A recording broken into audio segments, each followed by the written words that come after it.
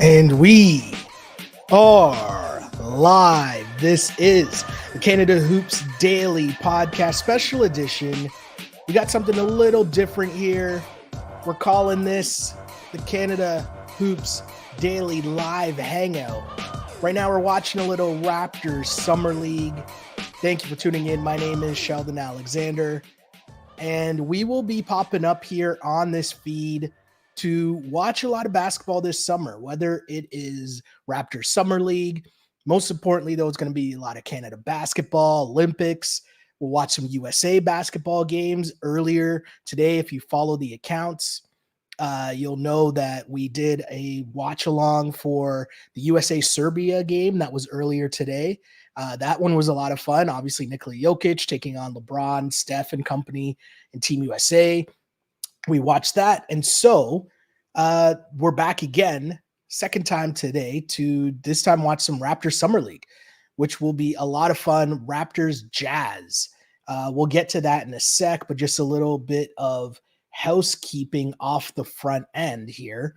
First off, big shouts to the people who have been supporting the Canada Hoops Daily Pod, people who have been supporting just whatever we've been doing here on the Sheldon Alexander feed as well, through the different iterations, different names, all that fun stuff. We really appreciate it. It's been a lot of fun. And, as things kind of change, things also end up staying the same as well. Meaning there'll be some pods going on. You'll see some post-game shows coming up. We're going to be doing a lot more watch parties as well. Just as a different way to consume basketball, but also bring the community together, catch up on a lot of things, as obviously the draft. It's been an interesting off season for the Toronto Raptors, and lots to talk about. I mean, I haven't even talked about the draft. I haven't talked about just some of the off-season moves in terms of the roster makeup and changes for the Toronto Raptors so far this season. So that's been a lot of fun. And, we'll continue to do that and build that out. So that's what I'm really looking forward to here, as we'll continue to do that on the Canada Hoops Daily feed. And a reminder that the feed will stay the same, right? The audio podcast for Canada Hoops Daily will stay the same. But in terms of the video podcast, right now, if you're watching this on the Canada Hoops Daily YouTube page, just know that soon, the Canada Hoops Daily YouTube page will be no more. We will be directing all of the video content to the Sheldon Alexander page on YouTube, just to have one central hub for all of the video content that we produce on the network.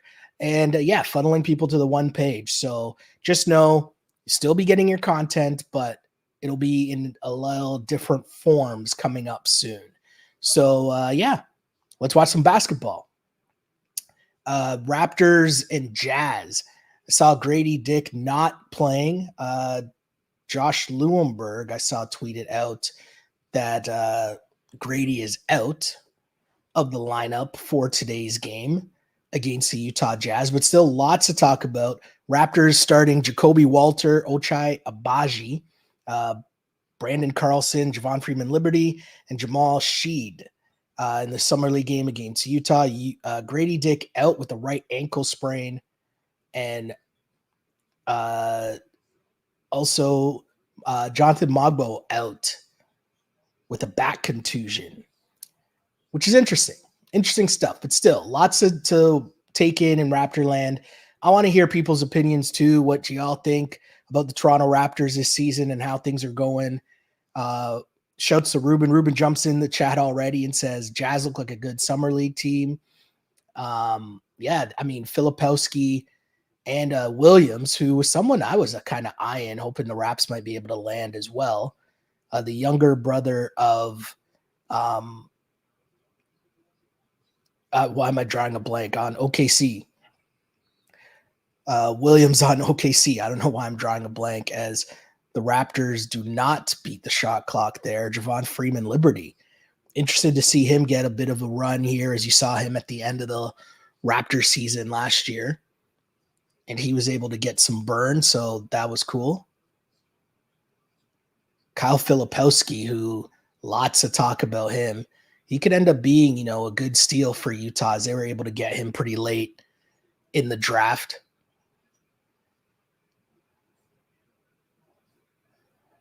Oof. Carlson tried to throw that down. I like the aggression.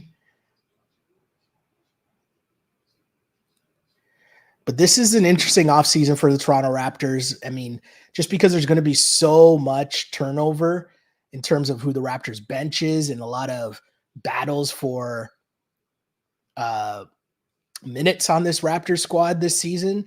So, it'll be interesting for me to see guys like Freeman Liberty. What are they going to do to try to get some minutes? Obviously, Jacoby Walter, their top draft pick. Would have been nice to see Grady as well. Obviously, as the Raptors are expecting to see him take a leap this offseason and, go into next year potentially as a starter, someone who's going to be a contributor, someone that they want to rely on. Ochai Agbaji, same thing, right? So it's going to be super interesting to watch the Raps going forward and, getting to watch some summer league for me anyways, chance to tune in, see how the squad's doing, see what's new, also take some comments and questions as I know people are interested just in the Raptors, especially when there's so much turnover going on.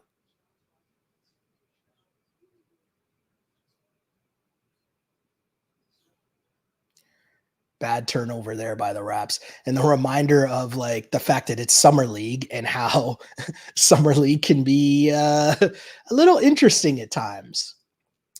We got people in the chat here. Do you think the Raps had a reason to pass up on Filipowski? Is his defense not good?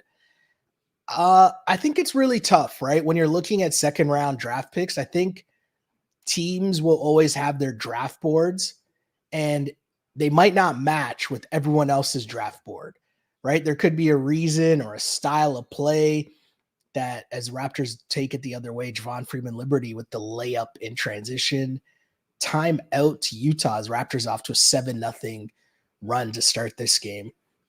But back to Filipowski, I think that he was a good, solid college player, but I just think certain teams have different philosophies in terms of what they're looking for, right? Utah seems to be one of those teams that will draft guys who, might have had longer or better college careers, right? And like take that into account more than other teams that draft more on the side of potential. And while Filipowski, I think, was really good in college, a lot of people are questioning like how much more upside is there to his game. And I think that's something that, probably led to him falling a little bit in the draft. And despite the fact that he had a really good, college career. In terms of the Raptors, it's tough. It's tough. I mean, I think if you're the Raptors, yes, you have your core guys, but I also think that you have to just take whomever you deem to be the best player available, right? You're not really picking for need. You're picking more so for, you just need talent. You need an influx of talent. And I think the Raptors, that was basically their standpoint, right? Like, who are the guys that they identify as being the best guys? And then you just take it from there. Because everything else becomes a little too complicated if you're trying to then match fit with, you don't even know who your starters are, right? Like, 4 of your starters, but there's going to be a battle for starting minutes there, right? So that's going to be super interesting. But yeah, I mean, if you're Utah, it's interesting to watch a guy like Cody Williams, who had a really solid college career, long, athletic, has a nice jumper. Someone that, I was eyeing, when the Raptors were dealing with their whole, are they going to keep their pick? Are they not going to keep their pick? That whole thing that was going down for the whole season, right? He ends up going 10 to Utah, and Utah's just in rebuild mode. So they're going to take a flyer on a guy like Filipowski late because they're just in complete rebuild mode. Or at least I think the Raps, as there's a nice lay in there from Williams. But I think if you're the Raps, right, the way that it's different for y'all is the fact that the Raptors at this point, yes, they are rebuilding, but they firmly believe in the pieces that they have in place right now. And Scotty Barnes, who obviously re-upped and signed a brand new deal, and same for Manuel Quickley, who also re-upped and signed a major deal with the Raptors. I think once you have building pieces like that, you're kind of not going to draft too high guys that will or could get in those guys' way. You know what I mean? And it's an interesting debate as Walter misses a open three there. But it's an interesting debate because if you listen to Raptors fans will talk a lot about the fact of Scotty Barnes. I mean, that's a nice jump shot there. You listen to people talk about the Raptors and surrounding the team, and obviously they're very confident in building around Scotty Barnes and RJ Barrett and Emmanuel Quickley. Also, of course, add in Jakob Poeltl, right? We know he's there still. But, you know, the reality is, and we've heard such from Darko and Masai, like this is a rebuilding team. They're not expecting to compete this upcoming season. If they do, cool. And guys are ahead of schedule, cool. But I don't really think that if you're the Raptors, you're under any illusions that like, hey, you're making a push for the playoffs or you're challenging the top teams in the Eastern Conference. I just don't think anyone thinks that's where they are. So then the question just becomes, I mentioned just what other guys are saying. And it was interesting hearing Simmons and Russillo talk about how they didn't really like the Scotty Barnes deal and the Emmanuel Quickley deal because you're investing a lot of money. It's a smooth move by Cody Williams. I think that's after the shot clock, but you're just seeing the athleticism there is able to take that crossover spin move and get buckets there. But going back to the Raps, right, and what some other NBA pundits happen to be saying, it's just a lot of money to be investing in Quickley and Scotty Barnes going forward, especially a year early when you didn't necessarily have to do so. But hey, time will tell. And I kind of personally, I kind of get where Masai and company are going. Wow, and one.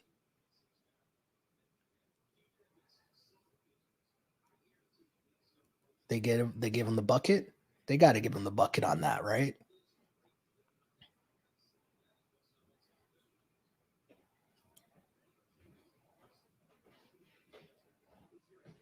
Yeah, free throw line. Raptors also off to a good start in summer league. It's kind of been a while since they've had some summer league success. Jonathan Mobo, I'm getting a question here. Is he going to be a wing or a power forward? It's going to be tough. It's probably too early to tell. The tough part about it too, right, is that, I'd probably lead more towards power forward early, but the tough part about that, or maybe the more interesting part, or the fun part, I should say, because it is a positive, Scotty Barnes is like the ultimate X factor because he can play so many different positions.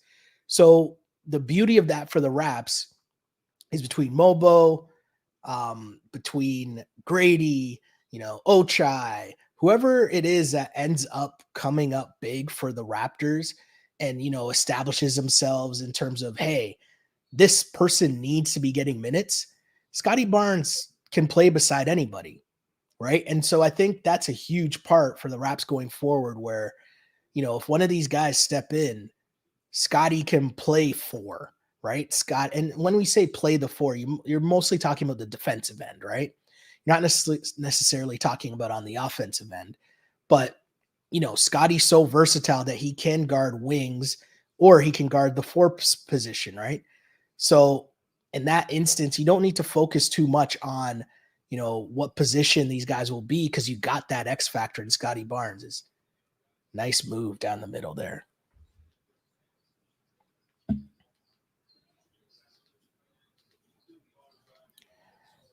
The one thing that's so annoying about summer league sometimes is when doing interviews with guys and it's like, this is a Jazz Raptors game. Why do we need to hear from Joe Dumars? Another comment here says, Ochai got to step up with no Grady.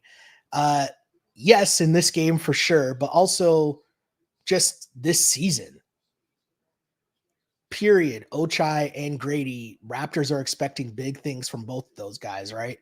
And I think letting Gary Trent Jr. go, which I'd love to hear what people think about that move in terms of the Raptors not bringing back Gary Trent Jr., but you're showing a lot of confidence in some of these wings that you're bringing along, right? Like you're expecting to see something from Grady this season.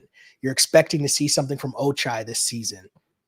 You drafted Jacoby Walter as well. Like you got some guys in the mix here that are going to get opportunity. They're going to get a chance to earn some minutes. And, they kept Bruce Brown, and Bruce Brown happens to be a trade piece going forward. They decide against bringing back Gary Trent Jr.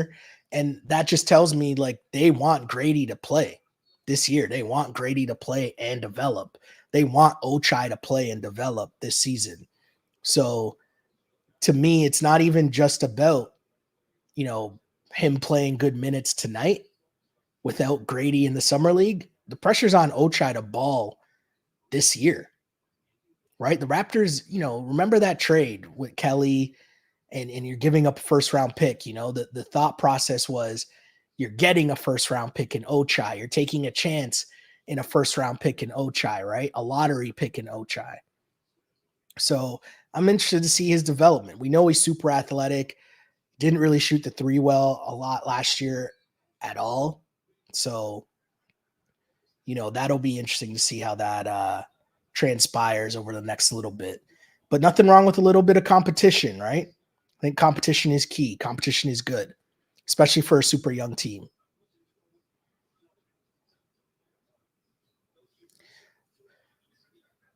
And the Raptors have so many draft picks, right? Like, that's the part that's interesting to me as well. Like, so many guys that you just hope that one of these guys can at least make themselves a good rotation player on a good team, someone who can contribute on this team.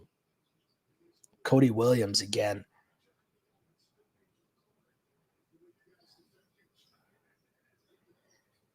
$17-12 Raptors lead. Really wanted to get Cody Williams. But we know the Raptors didn't get their pick, and now they don't know anyone picks. Yeah. We're not having that debate all over again. Just saying it would have been good. It would have been good to keep that pick in the top 6. Because this draft, everyone talks about how this draft isn't that good. I look at it the complete opposite way in terms of even if a draft isn't good, there are going to be guys who make the league, right? Guys who are rotation guys. So at the end of the day, it's on you as the organization to identify those guys. And with so much uncertainty, especially at the top, it just provides opportunity, right? Like Castle and Reed Shepherd, for example, right? Going 3 and 4. That's great opportunity for the Houston Rockets to pick up somewhat of a steal there, right? Getting Reed Shepherd at 3. Whereas, you have the Hawks and Wizards both going for the Flyers and the potential of the 2 French guys, right?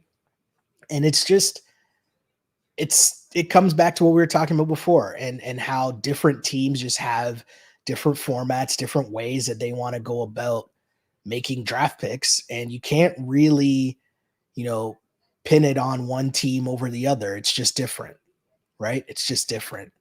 And if you're the Raptors, you've had a history of trusting your draft picks.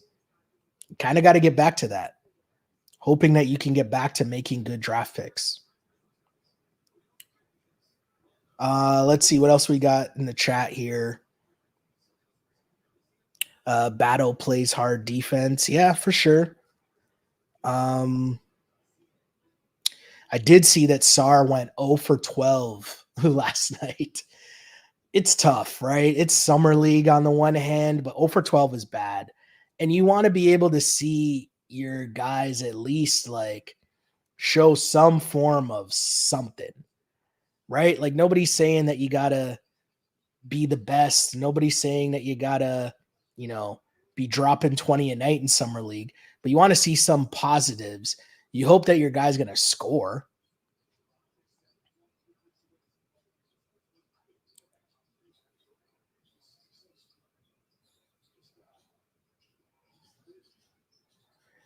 mean, I just love basketball. So, I mean, a day of watching Summer League and Olympic tune ups. I know I'm a big loser or a basketball loser, but I'll take that any day of the week. Good cut. Mississippi. Okay, big man handles. Floater game.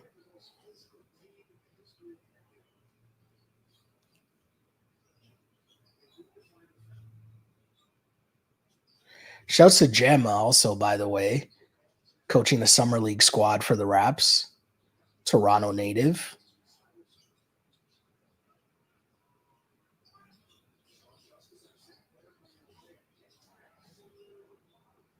So crazy watching, like, no matter how much ball I watch, it still looks so crazy to me seeing some of these guys at 6'9, 6'10 that can just handle the ball and be so smooth going to the cup.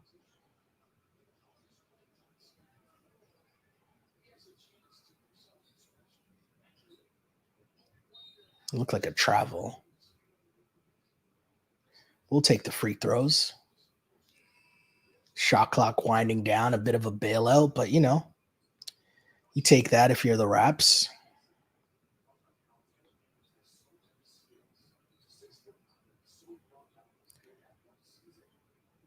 It's interesting seeing Freeman Liberty.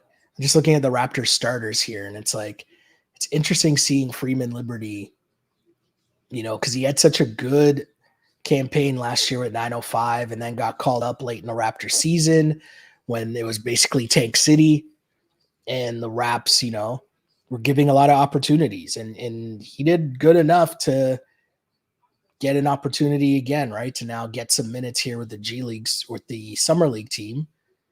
And it's just interesting because the Raps need to start rebuilding again in terms of hitting on their late round draft picks or their diamonds in the rough that they're able to find. They need to start that one again. End of the first quarter, 21-19 is the score at the end of one.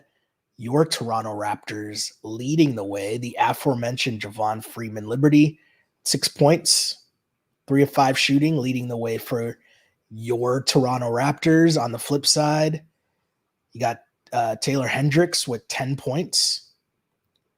Shouts to Lofton Jr., by the way. Big man handles. But yeah, 10 points for Hendricks. I really liked Cody Williams. I know I'm going to say that a bunch this game, but that's just what it is, to be honest. I just think that he's really good.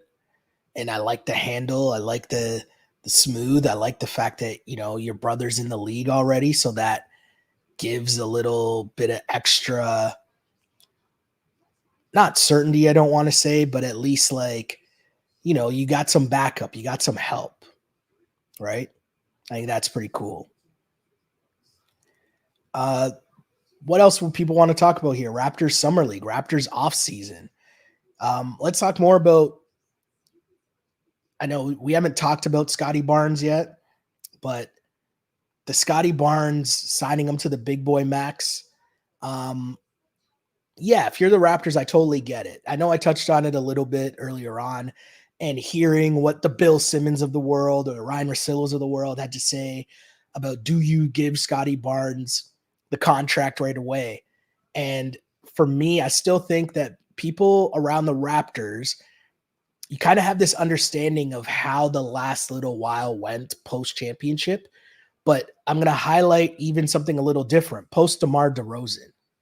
I think post DeMar DeRozan, once we think of the Raptors through that lens, one of the things that happened in that Kawhi trade was, in the beginning, there was some beef between Masai and DeMar about, how DeMar felt he was mistreated on the way out.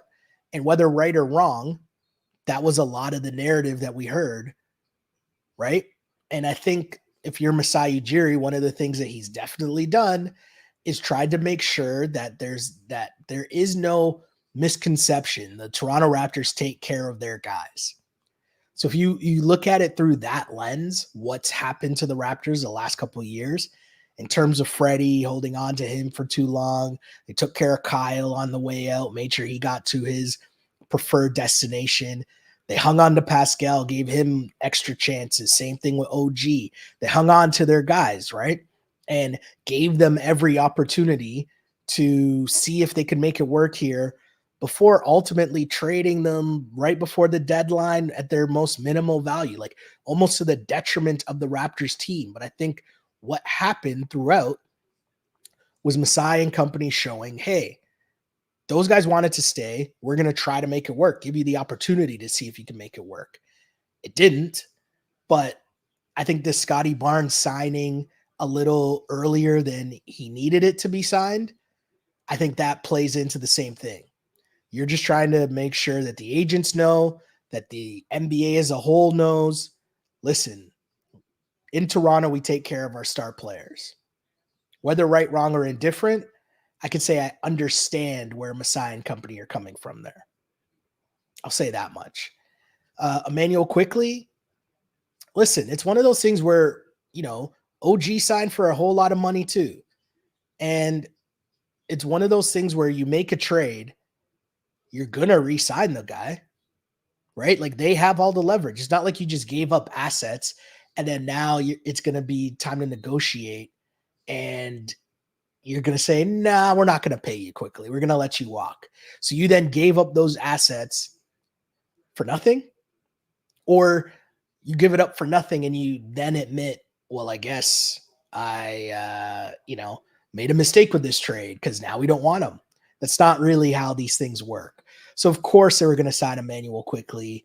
And I liked how quickly played when he came to the Raps and, he got used to Darko and Darko and him worked really closely. If you remember, there's a good run after the trade and after the All-Star break where Emmanuel quickly looked really good as a starting point guard and he had his assist numbers up. He was diming like crazy. He was running the offense. He had the pick and roll going. We know that he's, fun-loving guy and being able to run around and get buckets, and you see the sellies and everyone loves that on the gram and all that. So I get it. And I also think there's something to this Raptors next iteration, I guess, right? In terms of, well, what are you doing then? Ooh, that's a dangerous play. Right? But if you don't sign quickly and you don't sign Scotty, then what are you doing if you're the Raptors? I think that's a big part of things.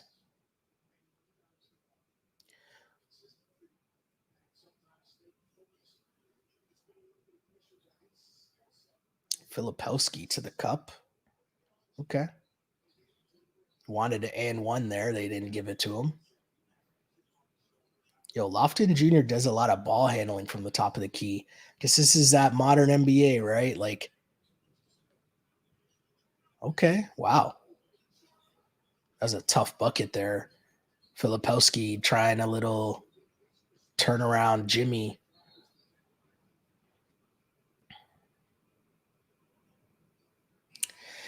Here's a question. Do you think Jacoby may go to the G League for a while? He looks a little bit raw. It's still too early to tell. I mean, this Raptors team, the other part to remember about this Raptors team, right? Like, there's a lot of open canvas for minutes, right? So if you look at the Raptors squad, especially with no Gary, you'd assume, I guess, Bruce Brown's going to start, or maybe they want Bruce Brown to anchor their bench. Not really sure, but there's minutes to be had there. Got to knock that down. Open three.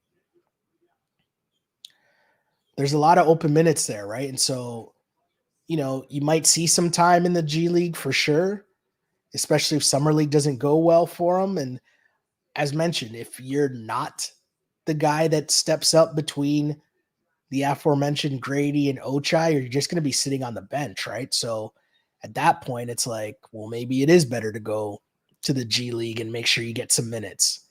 And we saw how much that helped Freeman Liberty last year, right? Like he was able to flourish in the G League, and then you come up and you're able to get a chance with the big team.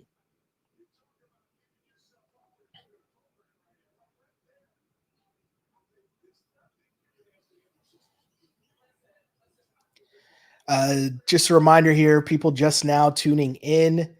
This is the Canada Hoops Daily Raptors Jazz Summer League live hangout.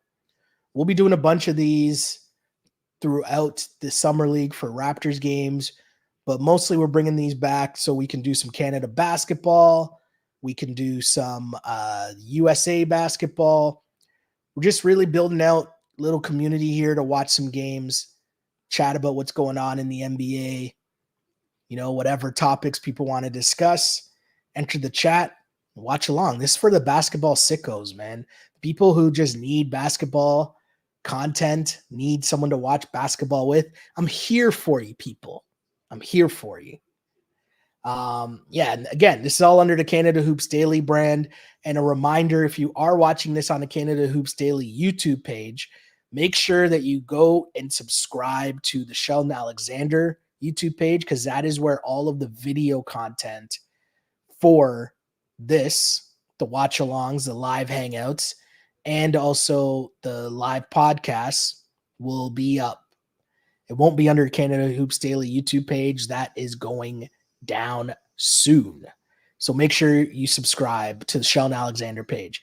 Audio feeds for the pods, that's still going to stay the same. So don't worry about that. Let's see here. What do we got? I moved away from the comments here. What else do people want to talk about? What's going on? What do people think about Bronny? I feel like Summer League has been such an interesting thing, and Bronny James has been such a major topic of discussion, when really, like, I don't get what people were expecting. What I mean by that is, like, what? Oh, I like these.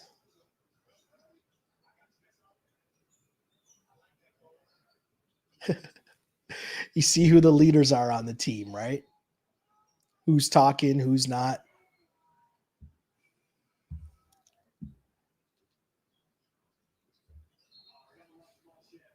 Jamal Shed, and it's like, it's funny because while they're playing his mic'd up, he's driving to the basket. He's driving to the basket. Would have been funny if he scored while he was talking it up there.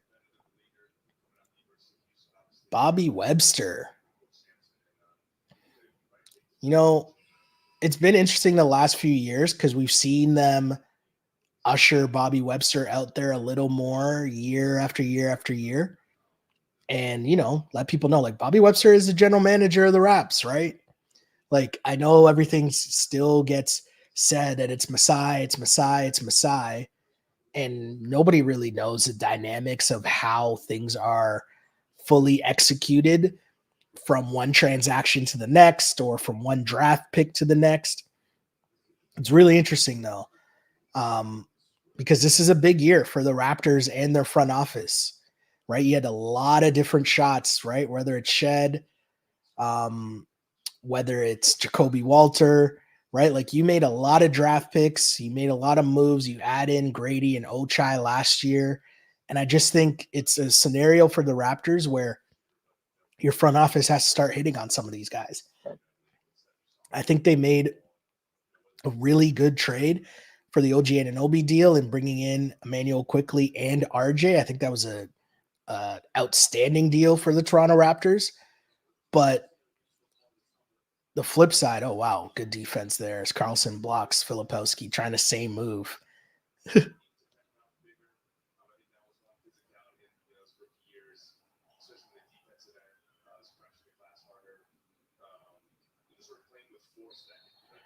The Grady Dick pick will always be an interesting one to me that I'll never really understand. And obviously he's still super young, so he can be way better. But it's so funny to me that there's so much focus this year. It's like, oh, he put on 8 to 10 pounds. And it's like, okay, cool. But like, when you drafted him last year, didn't you know how much he weighed, or like how much work like needed to be done? Like, it just seems so weird that you draft him that high. He starts off the year and then he has to get sent down for a conditioning stint. Like, it's just so strange to me. And I mean, hey, He did come back from the conditioning stint and played a lot better. But if we're being honest, the bar was pretty low. And I mean, it's not like the Raptors were playing a lot of I don't want to say they weren't playing competitive games the end of last year, but it definitely wasn't playoff type basketball. We'll say that much, right? So I'm interested to see what Grady comes back with this year in year two. And the one good thing about the end of last season was he had opportunity, right? And you have your chance to shine. You have your chance to show. And with a brand new coach, who the one thing I'll give Darko a lot of credit for, he was able to draw up plays and put a lot of guys in positions to succeed. And I think, you know, that's a major, major job of the coach. And I think Darko did an exceptional job of that last year.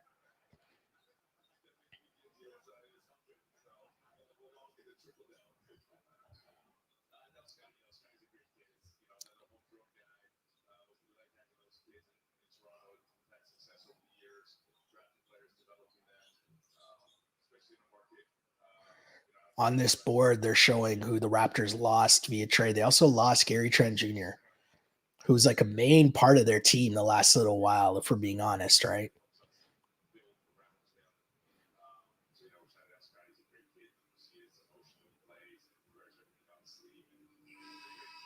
I actually want to hear this interview here with Bobby Webster.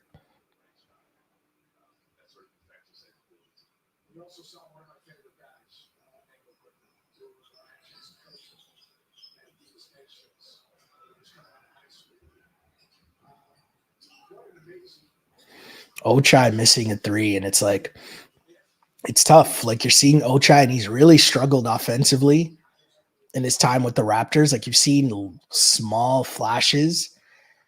Again, you see the athleticism, that's there, but that's a guy when you watch him in the like you watch him and you just think if you spend the off season sitting in the corner just practicing corner threes and committing yourself to playing defense, you then become the perfect starter to play beside RJ, Quickly, Scotty, right? Like it's perfect if you're that 3 and D guy. And I mean, maybe that's what the Raptors want him to be.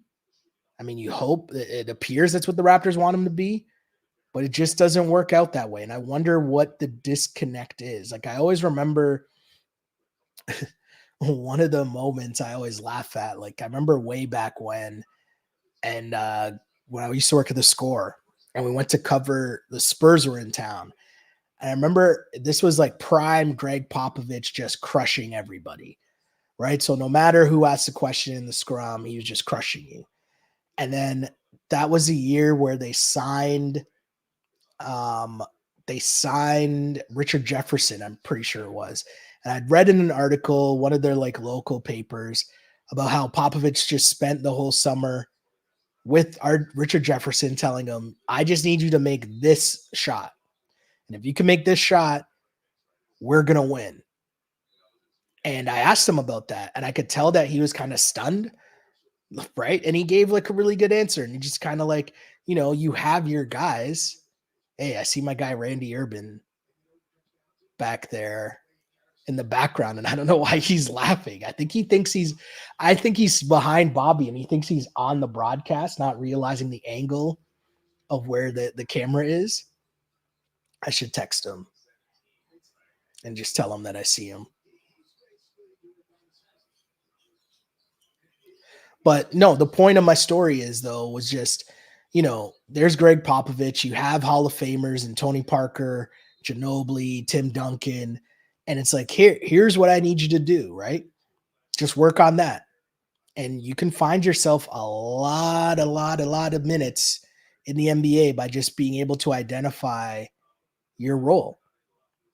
And I think for a guy like Ochai, I thought you knew there's obviously some development there that was needed, and that's cool.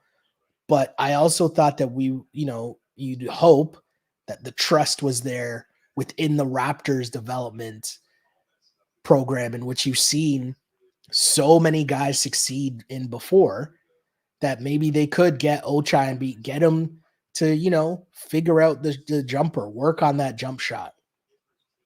But, everything I just said about Ochai fits for Grady as well. If Grady becomes, the dead eye shooter that they think he is, and, is able to shoot that with confidence, and then just be a great defender or a solid defender, in terms of being able to guard his position. And, you heard big three there from Freeman Liberty, but you heard Bobby Webster just talk about Grady adding on weight so he's able to guard his position better, right? Like there were plays last year, especially early on, where he was just getting bullied, like physically just like thrown out of the way in the lane, right? And I feel like, if he's able to figure out the defensive end, or on the flip side, if Ochai can figure out his shooting better, that's really the battle for that starting spot. I know they just showed the depth chart and it seems like Grady's going to be starting this year for sure. I mean, I'm interested to see how that plays out. That's just me. I mean, I don't know what the answer is. I'd be interested to know what people think the Raptors scenario is going to be this season, but it's going to be an interesting one. It's going to be an interesting one.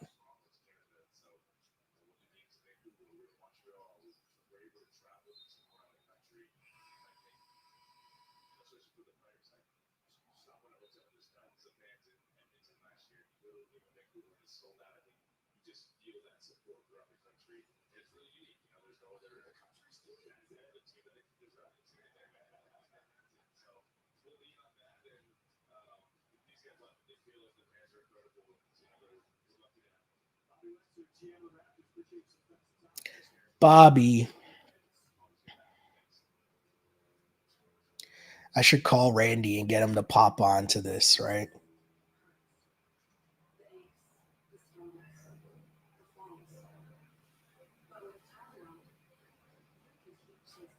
I should check and see.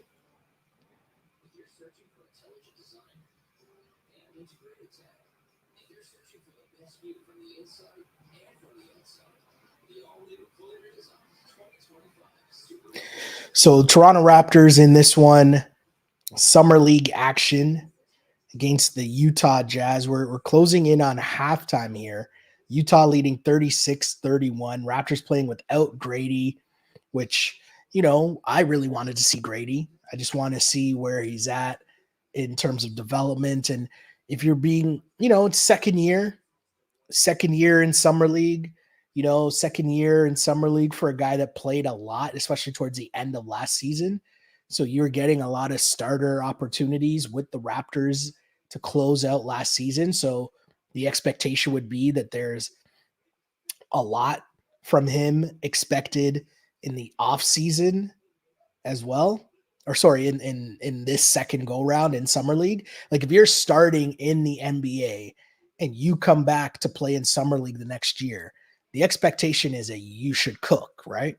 I think Grady's done so far. He's done an all right job so far in summer league. He's shown glimpses of obviously being aggressive and being able to get buckets, and I think that's a good thing. Um, yeah, it just would have been good to watch more of that. But it seems like the Raptors are off to a solid start record wise in summer league, so maybe they can make a run. You know, get a little extra push here. Freeman Liberty missing the open three. But who else do people think is kind of standing out here for the Raptors?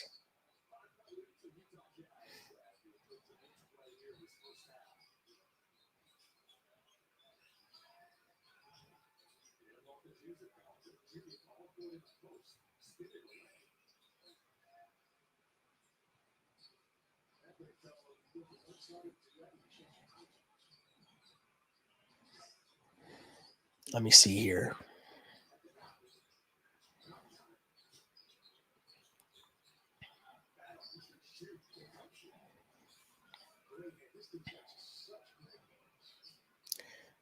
Uh, no, it doesn't even look like he uses his his Twitter that often.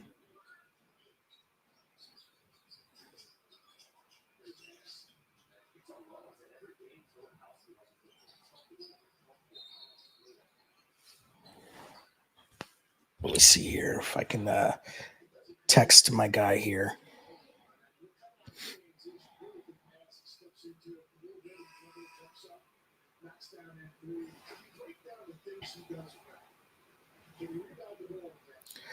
Filipowski's looked all right so far, right? Like he looks like he should be here. You know what I mean? Doesn't look out of place at all. Looks confident. And I mean, they got some dudes on this team between Collier, Hendricks, Williams. A pretty solid Utah Jazz team.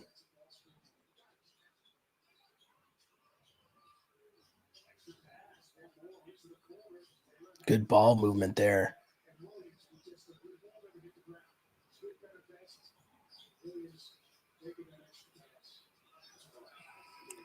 Walter thought he was shooting and getting fouled, and no call there.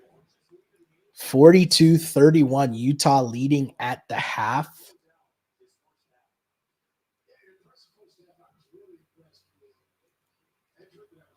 Oh, a halftime interview with Zach Edey. Okay.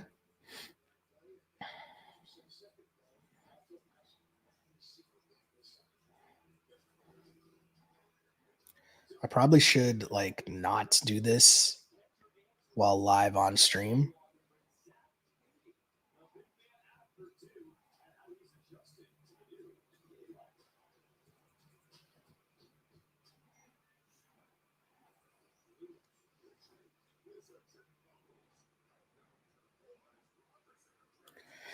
Oh, good old Randy. But Toronto Raptors, Utah Jazz, Summer League. Tough one for the Raptors is, they really could use Grady in this game because you're going against a Utah team that has a bunch of young guys, a lot of top high picks in terms of Collier. Obviously, we talked about Filipowski, but Cody Williams is their top pick from this year's draft as well. And Hendricks balling as well. So tough one for the Raps is they're down 42-31 at the half. Hendricks leading the way for Utah with 15 points. Cody Williams and Filipowski each with 7 points. On the flip side for the Raptors, Freeman Liberty leading the way with 11 points. He's 5 of 9. Everyone else on the Raptors struggling shooting, like Jacoby Walter, 1 of 6 from 3. Shed is 1 of 4. Tough start. They both have 3 points. Rap's going to need a lot more from them. And of course, from Ochai, right? In this lineup, where you look at the Raptors lineup today and without Grady, as Ruben mentioned earlier, right? There's Freeman Liberty, Shed, Walter, and Carlson. If you're Ochai Agbaji, you were getting minutes on the real team last year. None of those other guys were. And I mean, Freeman Liberty a bit towards the end of the year when it was straight tank city. But like, if you're Ochai, now's your time to shine, right? You got to be showing a lot more than he did in this first half so far for Utah. Because again, he's coming in with expectations, right? The trade the Toronto Raptors made to get him last year, I know there was a lot of talk about just what the deal was in terms of who they were getting back. And a lot of the focus was on Kelly Olynyk, who big shouts to Kelly. I like the move in terms of the Raps getting Kelly, but I know that got most of the headlines. But I really think that deal was also about Ochai and the fact that the Raptors were trading a late round pick in this year, a late first round pick in this year's draft for a lottery pick in last year's draft. Okay, look at Zach Edey. I see you repping for Toronto.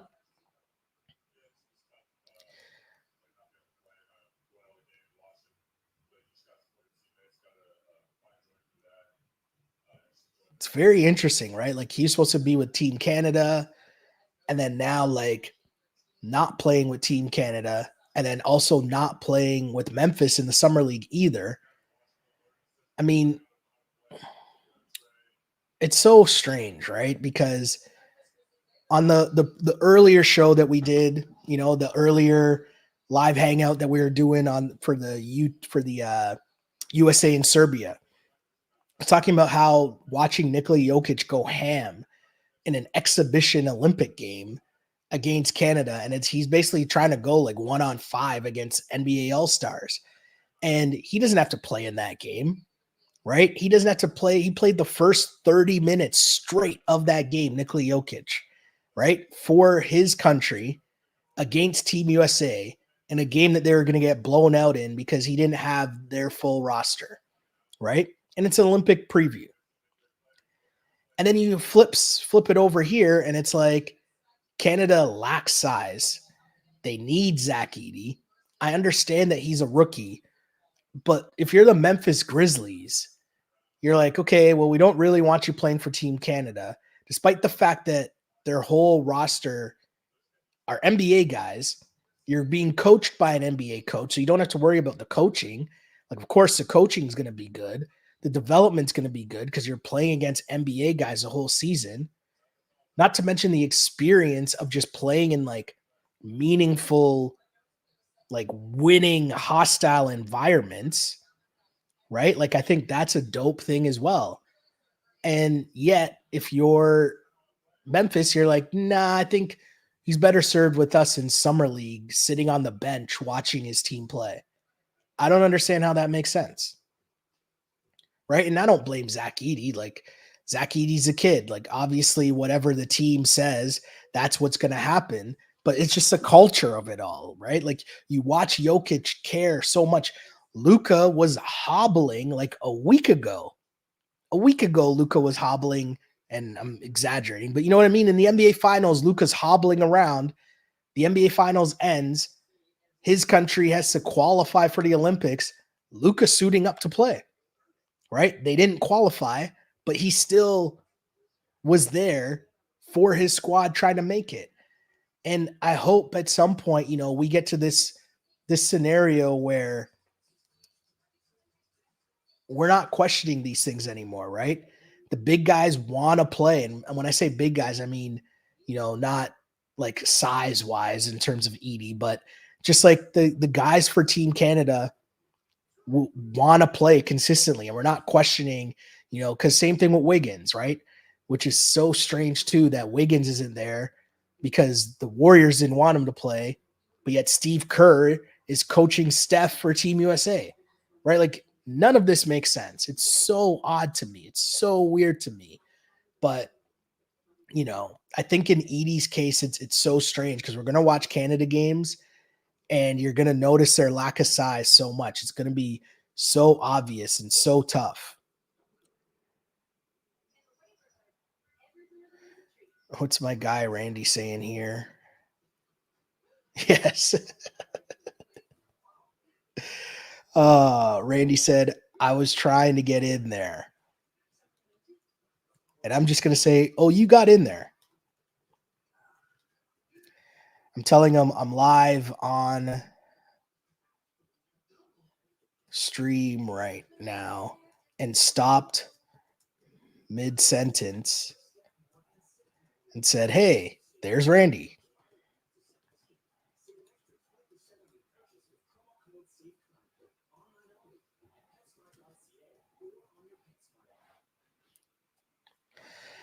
Yeah, I just think it's interesting, right? And it's tough because Team Canada, watching the US and Serbia game earlier today, that the US planned this, right? The US planned this so that's why they wanted to have Joel Embiid, right? Because they wanted to have excess size because they know they're going to have to go up against Jokic and, then go up against Wemby and Gobert, right? Like, there's bigs all over the place. And so if you're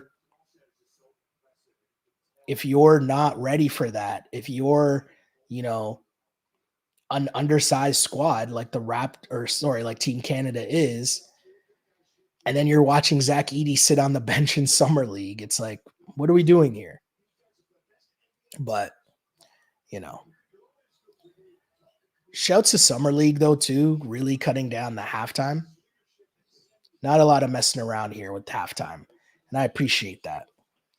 Just getting the Instagram feed back up. I guess I should mention that if you are online and you like the Twitter sphere and the IG, you can follow Canada Hoops Daily on Instagram and on Twitter. On Twitter, the feed is Can Hoops Daily. On Instagram, it's Canada Hoops Daily.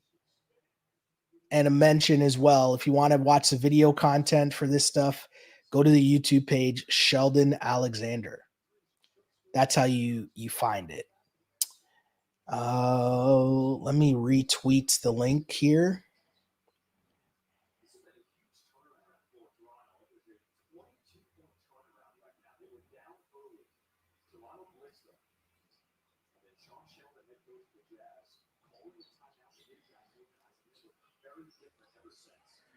Raptors down 11.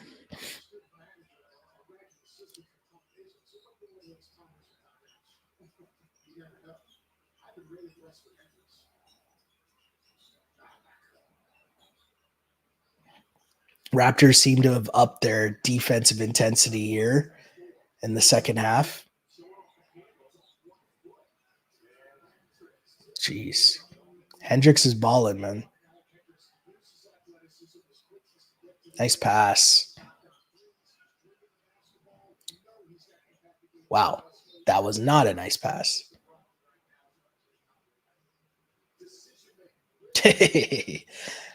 Urban said he just joined for a bit. I should have you on to talk about what you're seeing, man.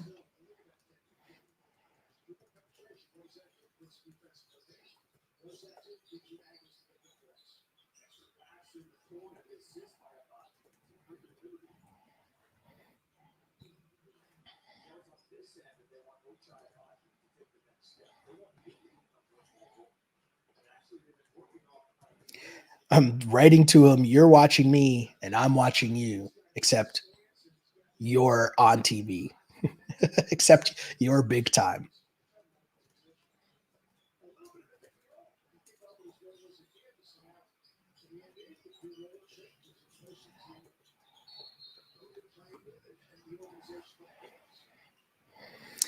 My guy, Randy Urban, one of the nicest guys,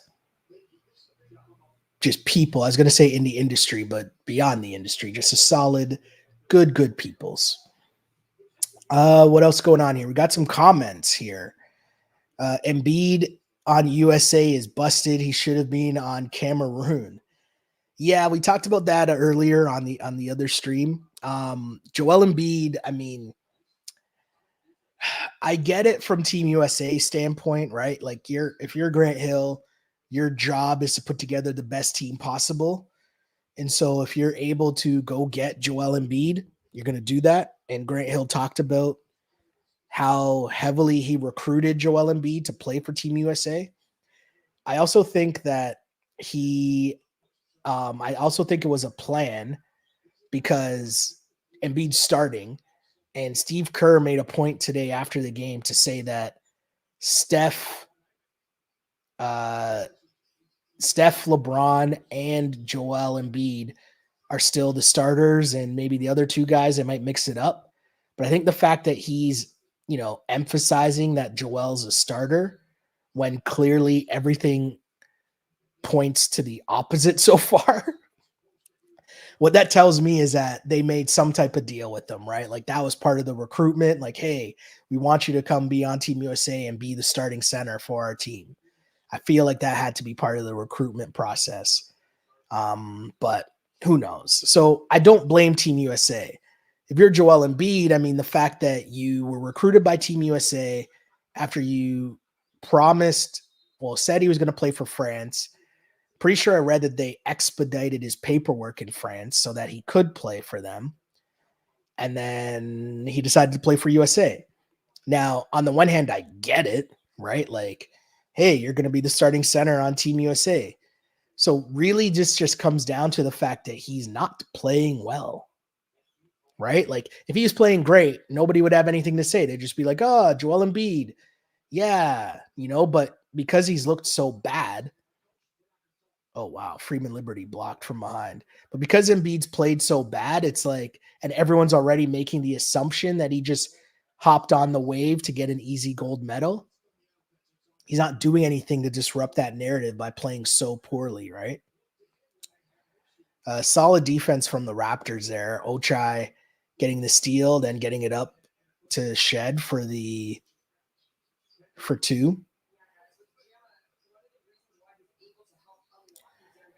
My guy Herb says he'd come on, but hard to hear because he doesn't have headphones. And to which I said, "You're watching me and I'm watching you, except you're big time." He said, "I'm just a kid from Akron." Well played.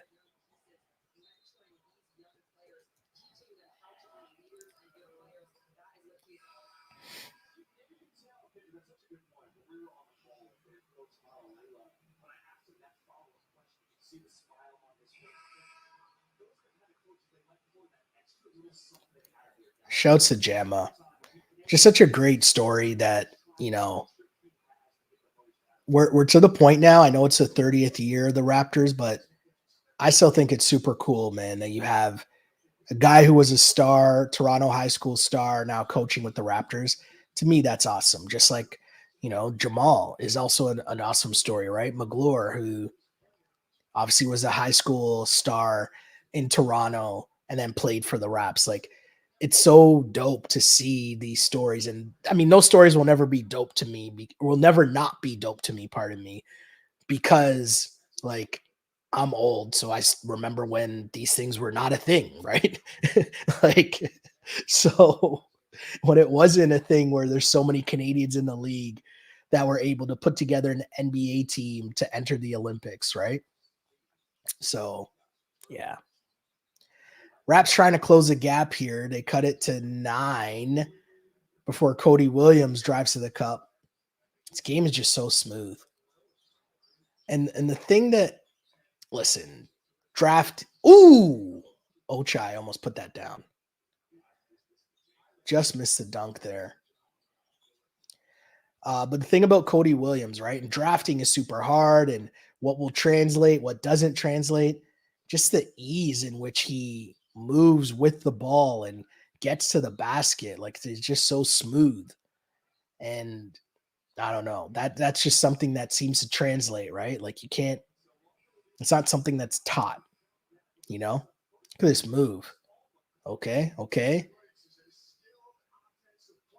Like, that's just super smooth. And the way that he takes the contact, feels where the contact is, and then moves away from it to get to the cup. Handle with both hands, a smooth finish through contact. Could have been an and one. Yeah, that's a tough one. Ochai needed that dunk to go down though. Poor Ochai. He's struggling. To keep it a buck, right? Like, the Raps need more from him. I'm sure they wanted to see more from him in this game. And yeah, not going too well so far. Let's hear what some of the I know there's a bunch of Raps writers in attendance. Always interesting to hear their thoughts, you know, at certain points. And one here's a thing for from Josh Lewenberg says a few more looks for Abaji and Walter without Grady, but neither have taken advantage. Yeah, I mean, that's a big thing that stuck out as well to me, right? It's just, here's opportunity, and there's going to be a lot of opportunity on this Raptors team this season. And, it starts here at Summer League because all these guys are there. Grady's here. Walter obviously being the top pick for the Raps this season. And Abaji, coming in with big expectations. And I mean, both just not being able to take advantage of the scoring opportunities. It's tough. Meanwhile, second round pick for the Utah Jazz, Filipowski, looking really good. on the break. Big man game. That's a Dirk right there. Woo! Feet work.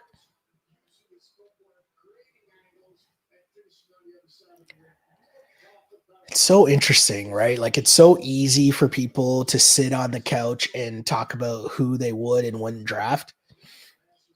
But I mean, I always like the potential thing is so tough, right? Like it's so tough. I mean, the guy goes 32nd in the draft, right? So it's not like there's a bunch of teams that didn't take him. And I'm not even like Filipowski's not the hill that I'm gonna, be like, oh my God, I can't believe he fell in the draft. That's not it. But it's just one of those things where you see a guy play and then you're like, yeah, of course. Like we saw him do this, right? Like, of course he can do this in the summer league, right? The real issue would be how much of that can he do in the NBA? Can he be a rotation player in the NBA? And that's the part that's left to be that's unknown. Great set play out of a timeout for the Raps. Shamshay. It's a great play out of a timeout. I always love those, right? That's how you can tell good coaching. Okay. Hendricks, I thought was like solid, but like this Utah team, man. Taylor Hendricks, 19 points, 7 of 7 in this game, hasn't missed from the floor. And I mean, it's not like everything's been at the rim, but even the plays at the rim, he's done such a good job. There's another one. Just being able to get buckets. Utah lead back up to 11. Hendricks with 21 points, 8 for 8 from the floor. Raptors need somebody to start hitting some shots here.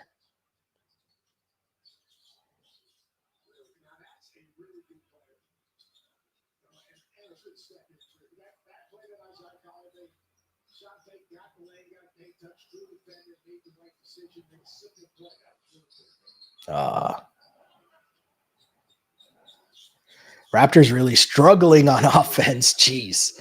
Williams almost put that one down.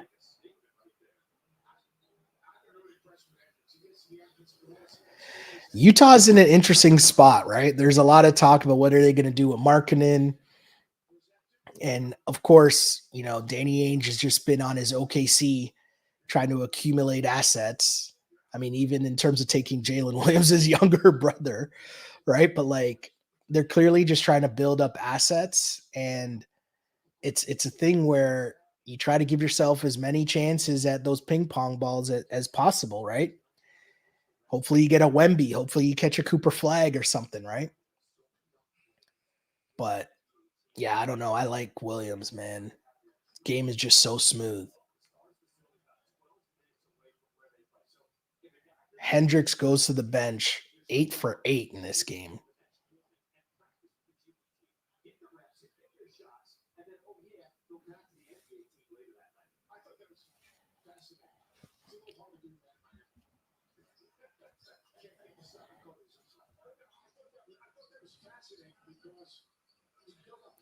The interesting part too here for if you're talking about what the Raps are and what they're gonna be. The one thing I do like is that the whole Raptors squad is down there, right? We've seen Scotty down there. They're practicing together. We saw the Raptors with their practice court that they made, in the ballroom to have like full runs. And, that's cool. That's building chemistry with the team as well, right? Beyond just what's happening in this summer league. But also that's how you build rapport with your teammates. It's how you build culture and character, right? Being together, practicing together, learning habits together. So that's really cool.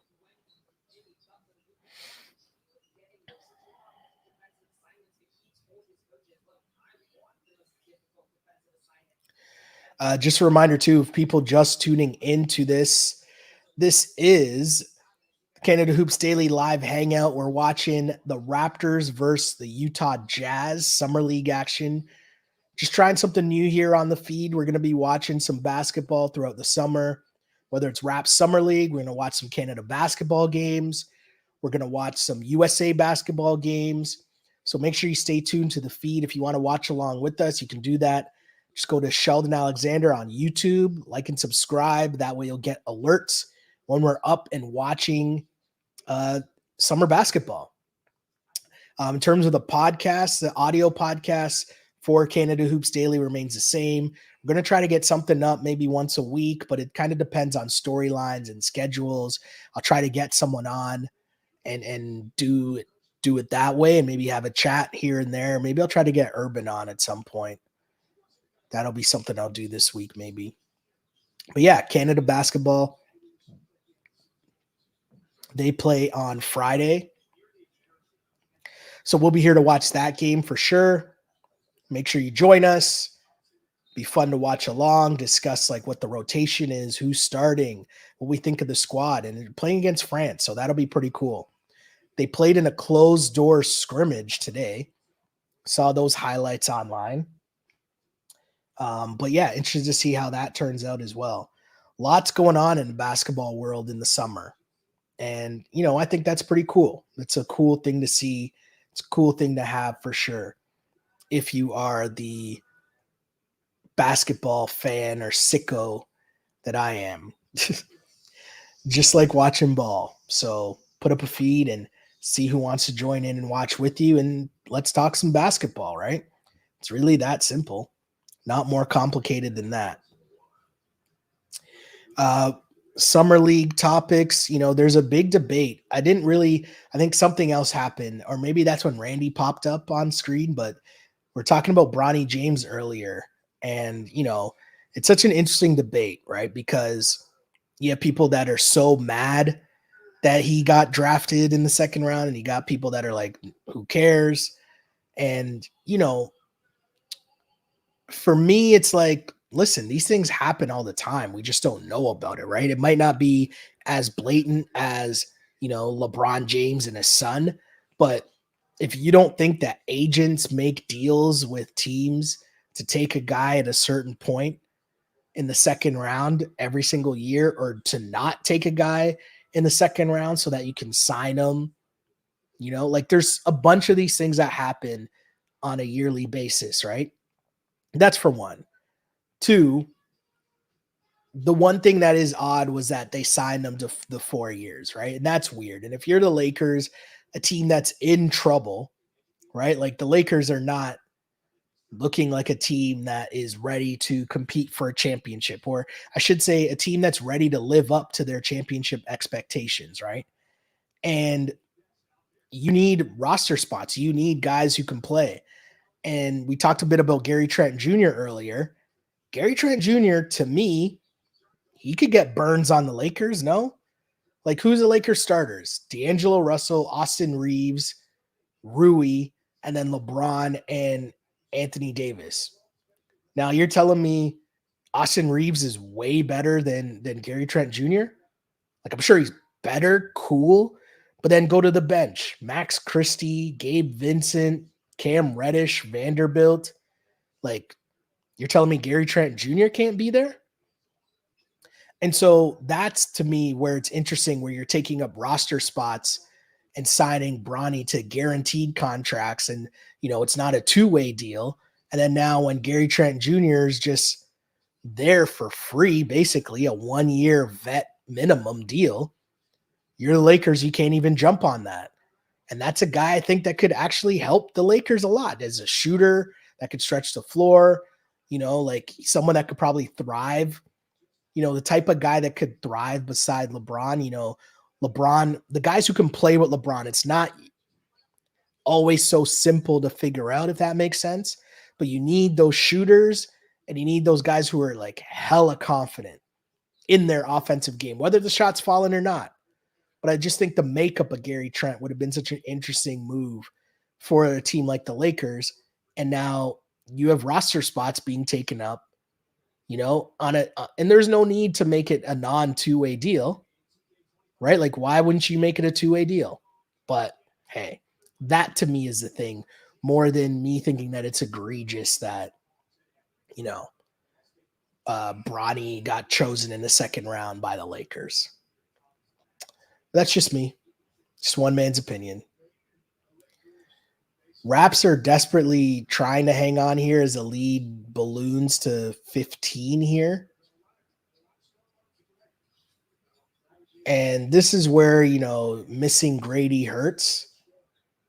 Where you want to be, if you're the Raps, you want to be in a position where, you're competing in Summer League, you're getting a chance to, you know, make a push.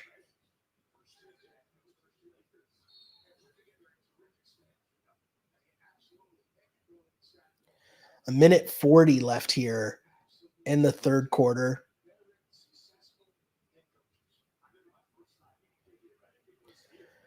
But overall, let's go back to this draft for a second here.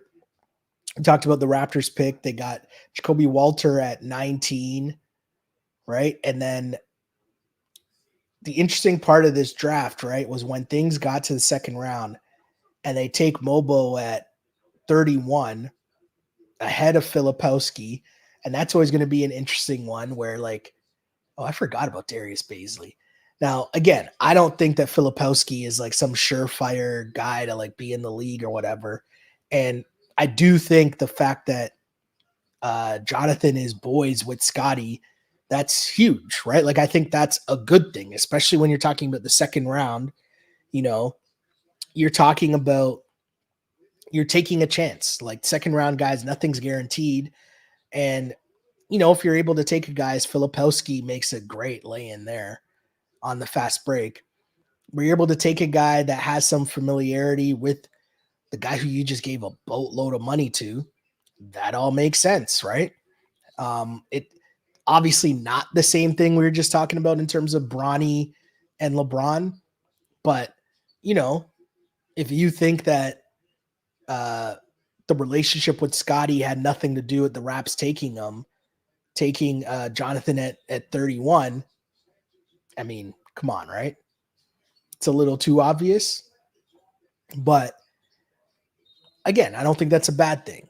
I think if anything, if you're a young player coming in, having some familiarity with the star player of the team might help in your development, right? And we know Scotty works hard. The leap that Scotty Barnes took in his shooting from last year, from I guess 2 years ago into last season, and how much his 3-point shooting improved, like clearly that's a guy that worked, right? That's a guy that put in work. So you want your young bucks to learn from that, and you want your leader to set the tone.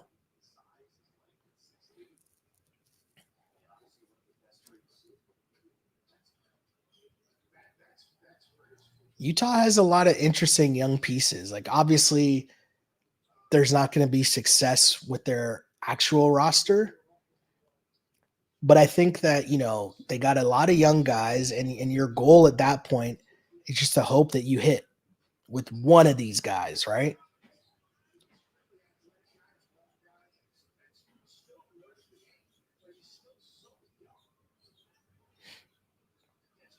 Jeez.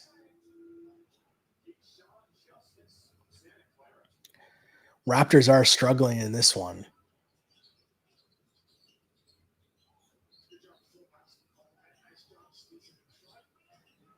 Solid defense there from Filipowski.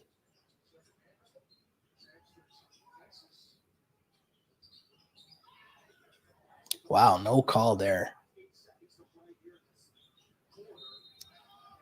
And that's a tough break there for the Raptors. I mean, you talk about closing quarters, and Freeman Liberty drives on one end, drives into the lane with a lot of guys there. No call. Time winding down. Utah comes the other way, and Baisley's able to get the tough and one. And it's like, you don't get the call on one end, they get the call on the other and one. There's only 5 seconds left in the quarter. It's just a tough break, right? Tough break, tough way to close a quarter, especially when you're trying to make a comeback, making that less and less likely now.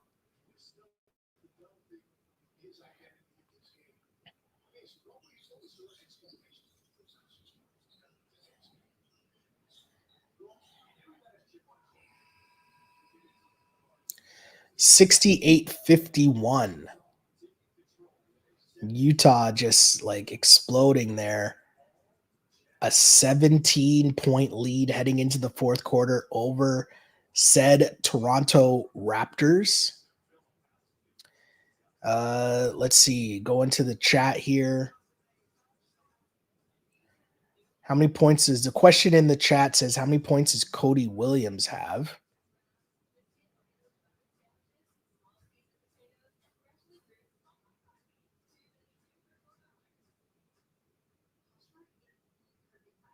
And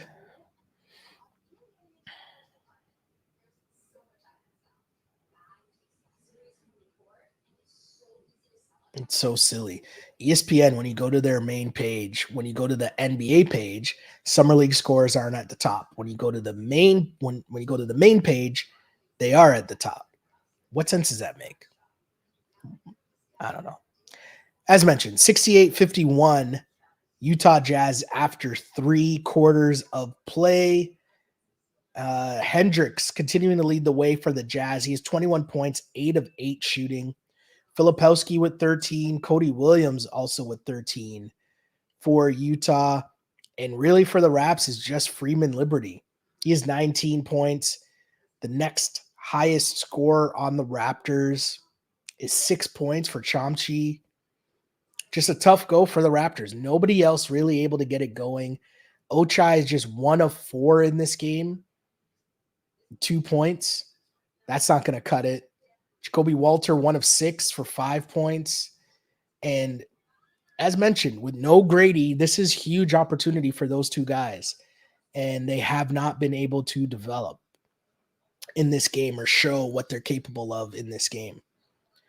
What do we got here? Another comment says, Filipowski looks good. Yeah, I mean, it's so interesting, right? Like, he played big time college basketball.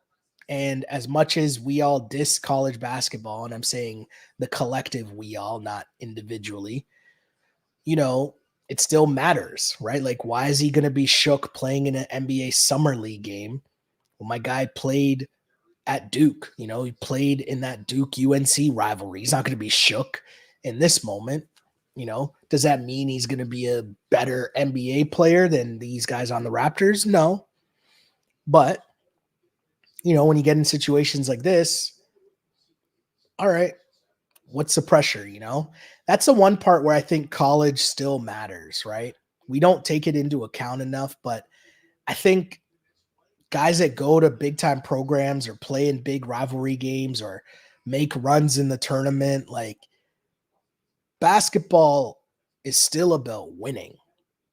And so playing in winning atmospheres or playing in those pressure packed situations, that stuff still matters. And so much of basketball has gone away from that, where it's just been, I'm not doing the whole AAU bashing thing here, but I'm just saying, like, from AAU culture to then going to a random college that, might not even make the tournament or maybe has like a one and done in the tournament, that's not conducive to then being in these tough pressure packed situations, right? Do you know how to contribute to winning basketball? Filipowski asking for the clear out. Oof, tough shot.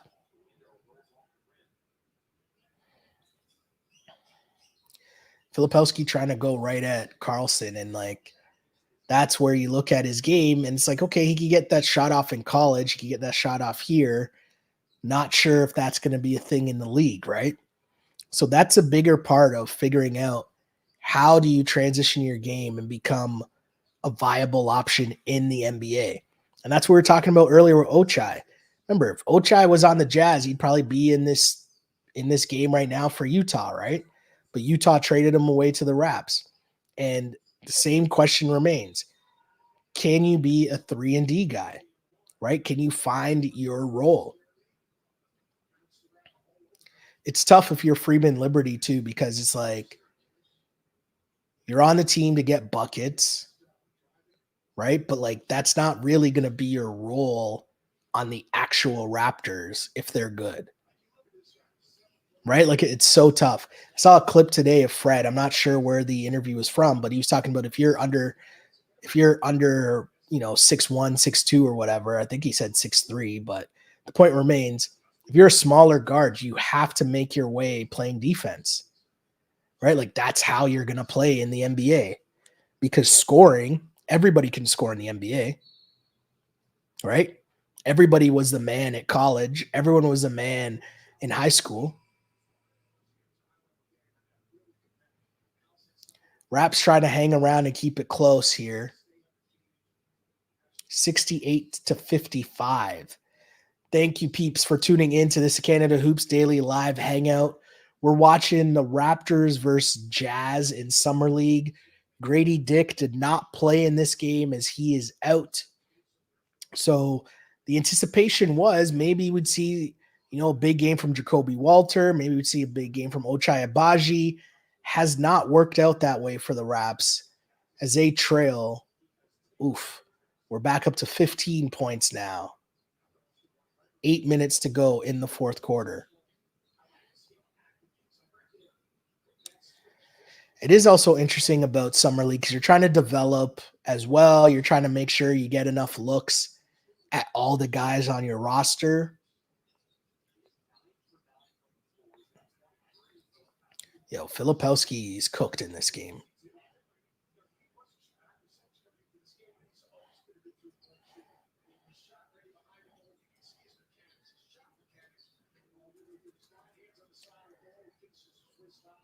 Carlson, okay.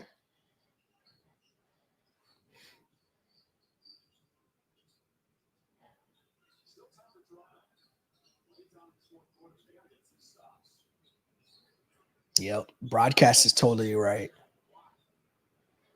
Collier sees that screen. Travel. And that's the one, right? You see Filipowski looking at Collier telling him, go up. Right? Like, why pass that off? I see Keontae George on the bench there for Utah, and it's like, man. Yeah. Yeah. People that follow me know that I really wanted the Raps to take Keontae George last year. Like, so bad. But things work out in different ways, right? Because if that happens, who knows how last season goes? Do they end up drafting or making a trade for quickly? Who knows, right?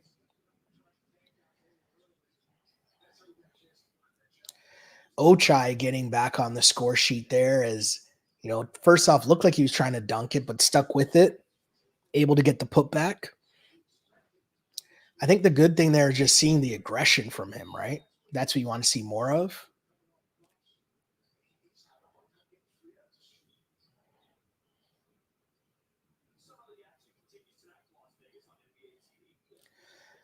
The interesting thing, too, for Ochai Agbaji is just, with this Raptors team and with Darko, as Darko settles in to, he said it's a rebuilding year. What is the role that Darko wants from Ochai? You look at the Raptors team, you figure most of the scoring is going to come from Scotty. Most of the scoring is going to come from Emmanuel Quickly, you know? Um, Obviously RJ, but you're going to need more depth, right? The Raptors depth is going to be a thing as you look at this Raptors team heading into next season. As they turn it over. A reminder, Summer League basketball, turnovers are free. That was a travel they didn't call.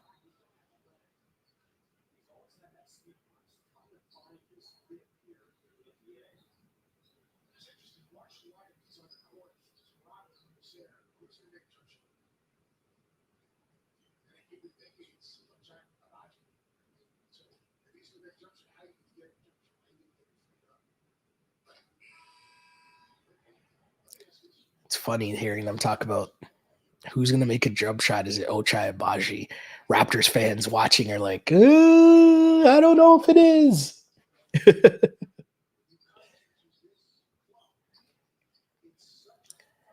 Raptors down 14. DJ Carton, 6 points in this one.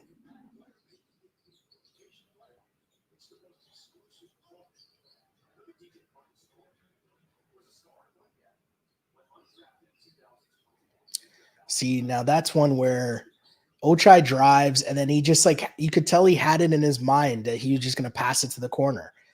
Like he didn't drive aggressively to the cup at all, where he probably had an opportunity to score there.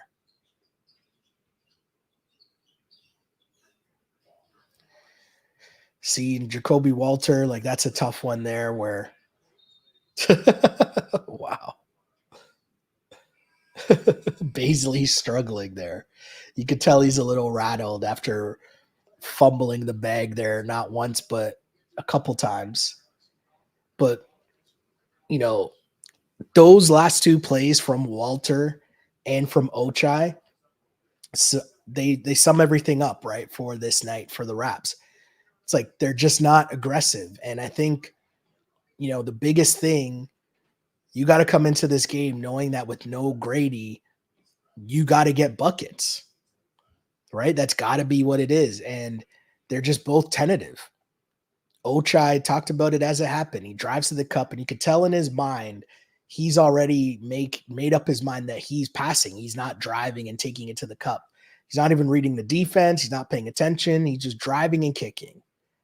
And he passed it to the corner for a contested three when you had a fast break. And then the next time, just too many moves from Walter. And it's interesting to see from a young buck like that, because normally you see that, or as Kenny and Chuck always talk about, when you're up faking, that's how they knew they were like old and washed, because they would be in the paint up faking. And so it's weird to see that from a young guy drive the lane and just up fake before getting blocked. Actually, just a tough look for Jacoby Walter. Not a good showing in this one, but again, summer league, everything's a teaching opportunity, right? And I think Jamma and company, they'll go back, they'll watch the tape. Darko will have some notes, obviously, and they'll be able to discuss what's going on here for the Raps, because it's been a tough one for the Raps. And I mean, of course, this is the game that we decide to do as our first one here on our live hangouts here on the Canada Hoops Daily feed. Let me see if I can bring up the Raptors Summer League sched.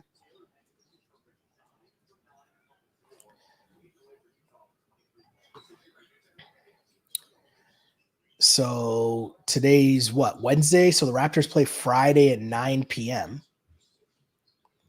against the Heat. Yeah, I'd assume chances are we'll probably do that one as well. I think. Depends on what's going on.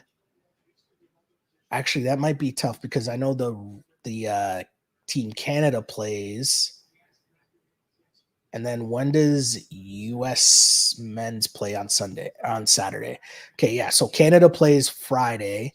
So we'll do that one for sure. Not sure yet about the Raptors Summer League. We'll make that decision on Friday, depending on how Friday goes. But also, too, it'd be better if we know if Grady is going to play. That'll be a huge deciding factor as well. But yeah, Canada plays during the day. I want to say the Canada game's at 3. So we'll do a live hangout for that one for sure, because that's Canada versus France. I think it's 3:30.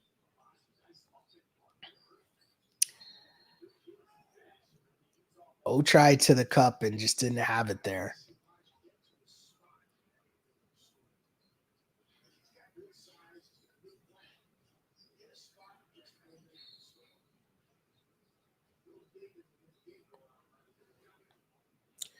Up fake, tried the scoop and just couldn't get it to go.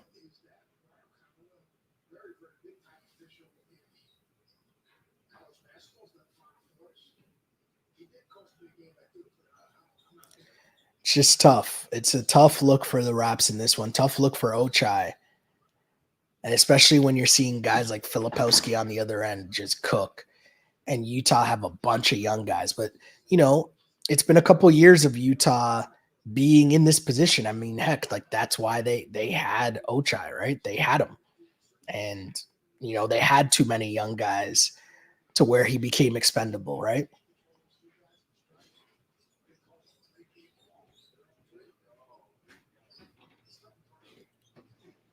Wow, Filipowski. Okay. That's where, you know, if you're a JAMA, that's what's really going to make you mad, right? Like Filipowski can't be at the top of the key, crossover, drive down the lane for a dunk, and nobody's there to stop him. Then he gets a steal at the other end. I mean, luckily for the Raptors, he fumbled that out of bounds because we'd be watching a Kyle Filipowski mixtape. Come on, man.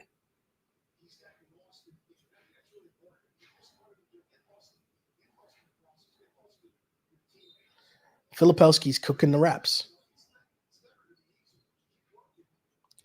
I said, message my boy Trev. Shouts to Trev. And nota bene, they did the draft suit for Kyle Filipowski. Actually, it's a pretty cool story.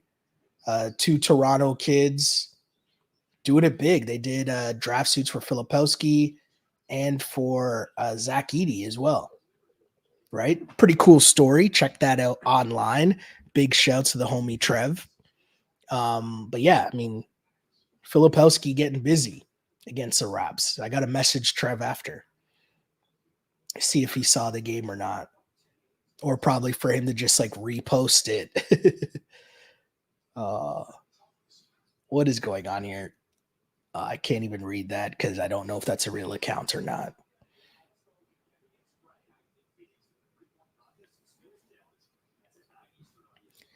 Poor Javon Freeman Liberty.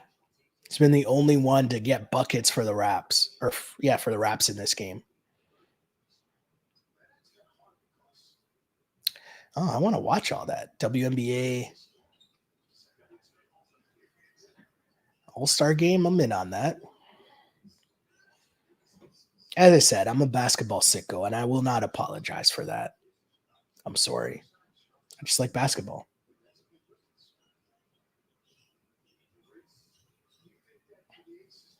3 minutes left in this one. Raptors down 78-65 to the Utah Jazz here in Summer League. Raptors at this point have not lost yet in Summer League, but in this game they're playing without Grady. And that seems to be a tough one for the Raps is, you know, without having your full squad, it's been tough. It's been tough for sure.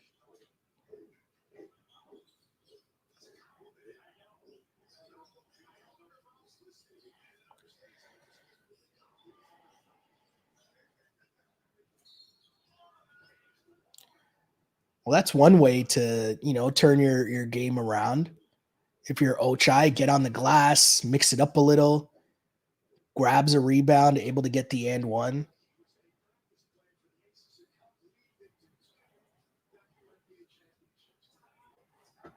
Right? That's kind of what you want to see from Ochai and what you want to see overall. That's kind of like Raptors basketball, Raptors development basketball there in terms of your shots not falling. How do you get buckets? Go do the dirty work. The other thing too that I didn't even mention is the women's Canadian national women's team.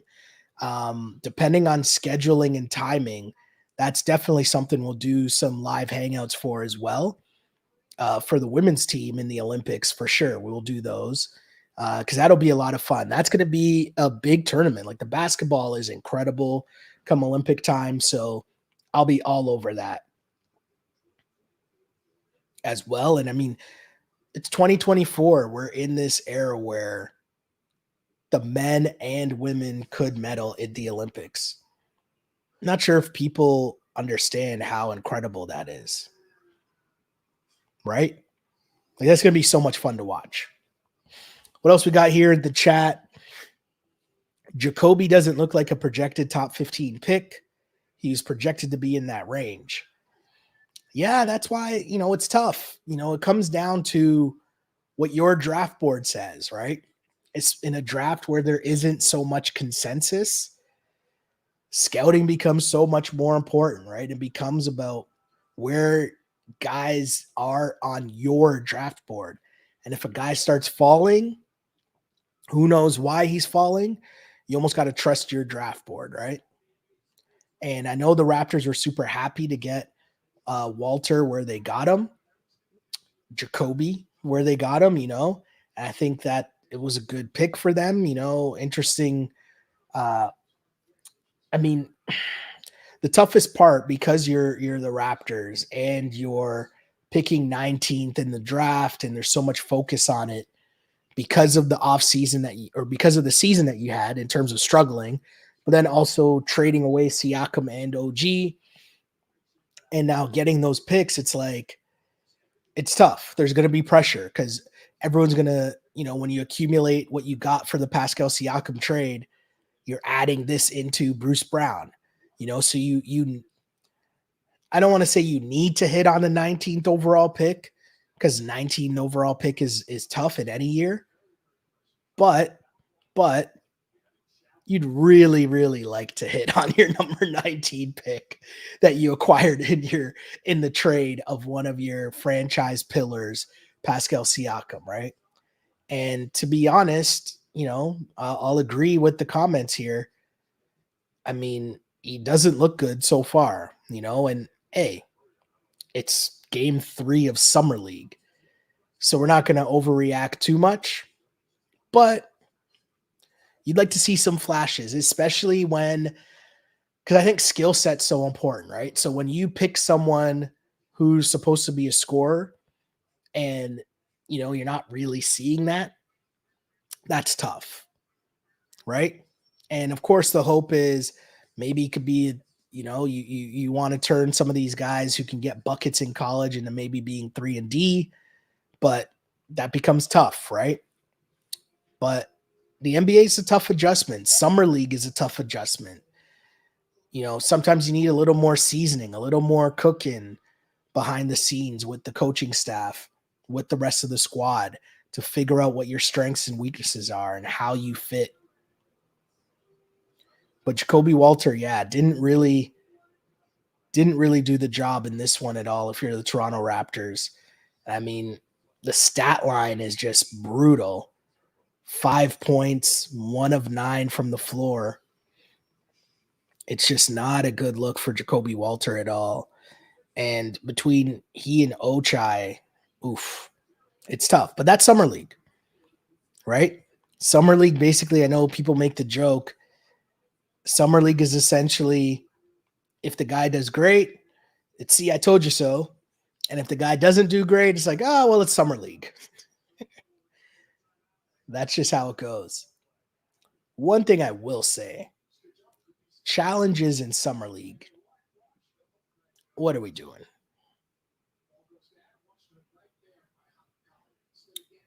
We don't need challenges in Summer League.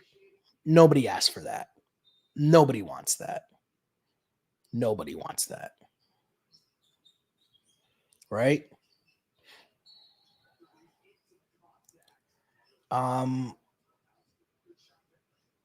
But between Jacoby and Ochai, like I think both of them struggled in this game and they had good opportunity.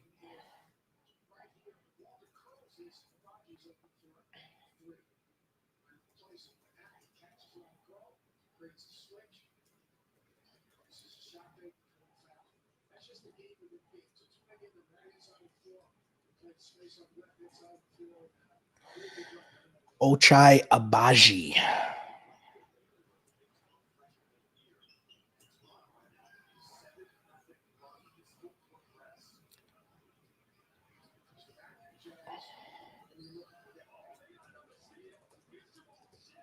Okay, here come the Raptors. All of a sudden, we got ourselves a 6-point game.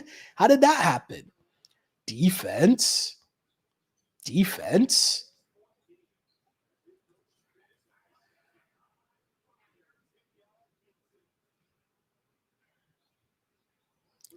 That's a tough blow right there. As we come up upon 2 minutes, at least the Raptors have made a push to like make it a close game. If you're Freeman Liberty there, I think you got to go up. But he's been deterred, right? Because he's had so many chances at the rim where he's been denied and there's been no call. So that time he tried to pass it off. Wow. Walter with the travel. Today was a good opportunity for Jacoby and Ochai without grading the lineup. But both have struggled.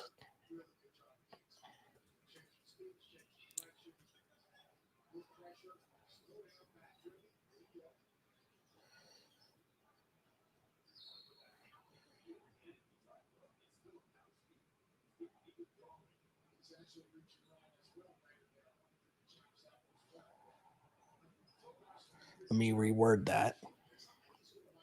With Grady out of the lineup, today was a good opportunity for Jacoby and Ochai.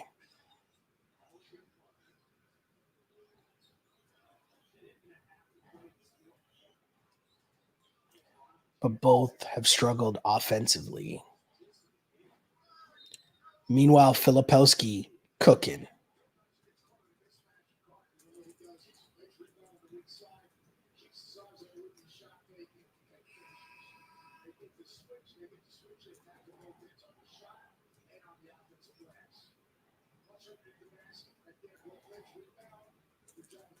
Summer League, am I right?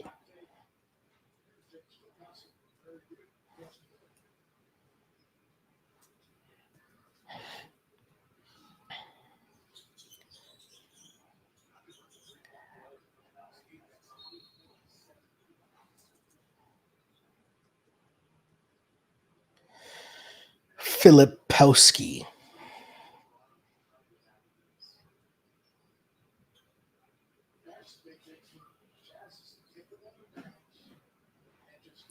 Yeah, without grading the lineup, today was a good opportunity for Jacoby and Ochai, but both have struggled offensively.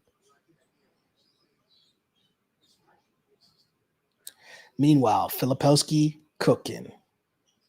Summer League, am I right? Am I right?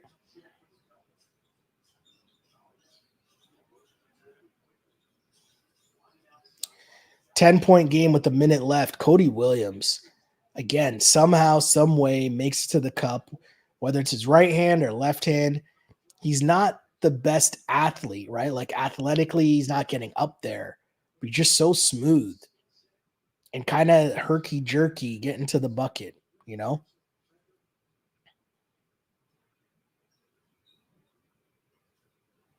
Wow, totally missed this while doing while doing the live stream. I'm not even gonna read that either because I'm gonna avoid politics on this Raptors Summer League live watch party. But wow. Wow. With 1 minute left, I'll say again, thank you to everyone for tuning in to this, our live hangout, as we will continue to do more of these for sure as everything continues here. Someone's asking if it might have been roll of the dice. So someone's asking if Filipowski might have been worth the roll of the dice, and it's like, it's Summer League. I'm not gonna, you can't read too much into Summer League, right? Or at least you try not to take too much out of Summer League. As mentioned, right? Dude plays well, great. I told you he was going to be great. He plays poorly. It's Summer League, Summer League. Summer League. Raptors better hope Grady comes back because, listen, when I say that, if they have hopes of, making a push here during Summer League, which is interesting. I wonder, like, what the mentality is or who kind of makes the call on those things, right? Like, do you play your guys? Are you trying to win? Are you trying to, like, make, are you trying to win? Are you trying to make a push to like have your guys play competitive ball, because there's something to be said if Grady does play and you get Grady these reps as being one of your top guys. You get Grady these reps of being one of your top guys in summer league. Again, it's reps for winning basketball. That's not a bad thing, right? But I also wonder, like on the whole, if you're the Raps, like how much do you care about that? How much do you care about trying to, you know, make a push in summer league, or is it just about developing and making sure you're running the right sets for Grady? You know, but really for the Raps, this was just a tough one against a Utah team. There's a lot of young guys, between Williams and Filipowski and Hendricks and Collier. We didn't really call his name that much in this game, right? But they got a lot of just young players. And Hendricks had 21 in the first half, 21 in the first three quarters and just 2 points in the fourth, but not really much needed. Great set from the Raps. See, that's where you see a shot like that from Walter, where you're just like, okay, that was a tough shot, a tougher shot than it had to be, but you hit that one, right? Walter, 2 for 10, 9 points. But it's like you see that shot, you see the flashes, and it's like, can he slow it down? Can he just, Ochai running the floor, throwing down a dunk, right?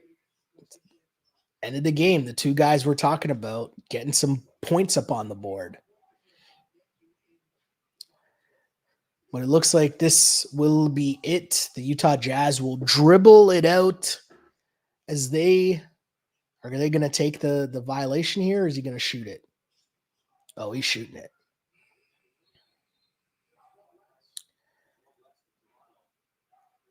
2 seconds left in this one. Raptors are about to fall to the Utah Jazz. Oh, look at this. Here's the teaching. We talked about the coaching and in the teaching that goes on. A timeout called with 3.7 seconds left in the game for Gemma to draw up a play here. And this is a reminder that it's summer league, right? Where, yeah, wins and losses, cool, but this is also teaching moments. Can you run a play here for one of your guys and just see what they're able to connect on here? And, it's been a tough go for the Raps, but at the end of the day, you're learning, right? You're learning. I'm sure this is going to be a good film session for Darko and company and the coaching staff to have with, I'm looking first at Ochai just because obviously he's older and there's bigger expectations on Ochai on this summer league team right now than there are on Jacoby Walter, who I know the pressure's just there because he's a top pick for the Raps, right? Like he's their guy who, when that board, you see that story, and it's going to be Raptors traded Pascal Siakam to the Pacers. What'd they get back? Well, Bruce Brown, Jacoby Walter, right? Like that's going to be part of it. So that's the interesting part. And I mean, they're showing Filipowski with 20 points, 7 rebounds in this game, 3 steals, a block. That's when a guy's just been active, right?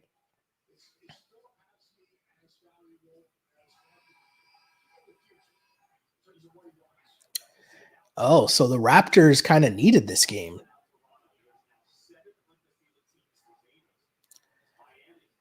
Yeah, so maybe a lot of teams sometimes maybe they don't want to play so many games.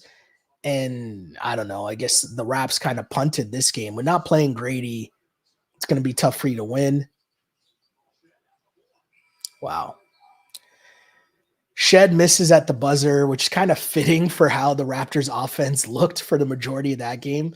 And I was just about to give them credit for saying, that's one of the Raptors plays they normally run, where they have the point guard get a full head of steam coming from the back court so that he's coming downhill against the defender. Got a good shot, but as was the story for most of this game for the Raps, wasn't able to get it to go. They fall 86-76 against the Utah Jazz, who are victorious. Hendricks with 23 points, 9 of 10 from the floor. Did it inside, did it outside, did a little bit of everything for the Utah Jazz. Also, great big showing from Kyle Filipowski, who the Raptors could have drafted with their first pick in the second round. Instead, they did not do that. But, flip side to that is, you got Scotty's boy who didn't play in this game. But listen, it's Summer League. I'm not going to get too hype. And I'll let Twitter do its thing about Kyle Filipowski looked awesome. Raptors could have had him. Like, we're not doing that, right? We'll give Filipowski credit for looking good in this game.